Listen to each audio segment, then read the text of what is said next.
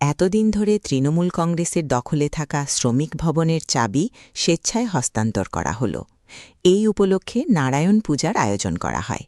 পূজা অর্চনার মাধ্যমে ভবনটি জনগণের স্বার্থে ও জনকল্যাণমূলক কাজে ব্যবহারের জন্য আনুষ্ঠানিকভাবে উন্মুক্ত করে দেওয়া হয়েছে বলে জানান বিজেপি জেলা সম্পাদক গোবিন্দ দাস।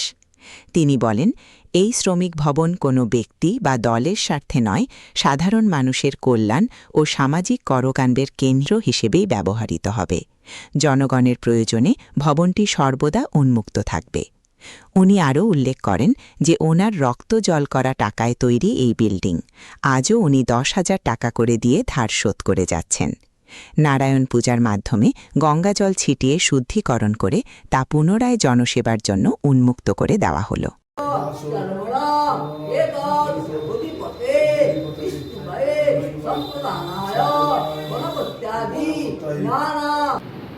এটা 14 সালে আমার নিজস্ব আর্থিক তহবিলে তৈরি শ্রমিক ভবন।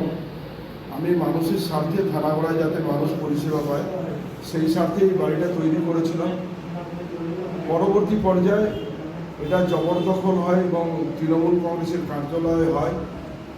আমার তালা লাগানো দোতলা এবং আলমারি ভেঙে তখনকার যিনি বর্তমান অঞ্চল সভাপতি ছিলেন তিনি দখল করেন।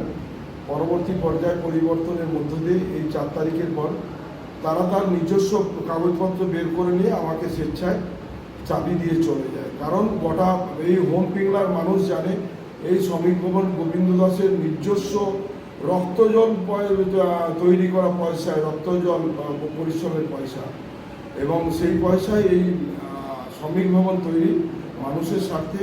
আগামী দিনে এই শ্রমিক ভবন আবারও মানুষের স্বার্থেই ব্যবহার হবে এবং এখনও যে বিল্ডার্স আছে তাকে প্রত্যেক বছর হালখাতে আমি 10,000 টাকা করে পরিশোধ করি ধার টাকা, যার ফলে এই বিল্ডিং আমার নিজস্ব ঘর, এটা আমার নিজস্ব ঘর।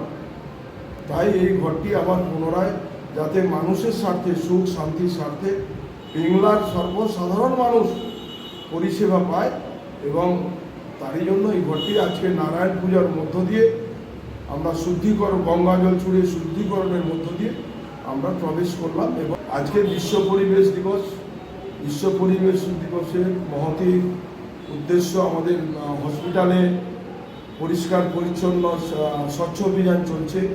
এখানে 5,000 কাজ বিতরণ চলছে কাস্টমার সমিতি বিশ্ব পরিবেশ দিবস, এবং সেই বিশ্ব পরিবেশ দিবসকে মাথায় রেখে পিংলার পরিবেশ সুস্থ থাকুক, শান্ত থাকুক, পরিষ্কার পরিচ্ছন্ন থাকুক, মানুষ সুষ্ঠুভাবে জীবনযাপন করুক এবং এখান থেকে তার পরিষেবা পাক, এটাই আমরা আগামী দিনের এখানের বার্তা।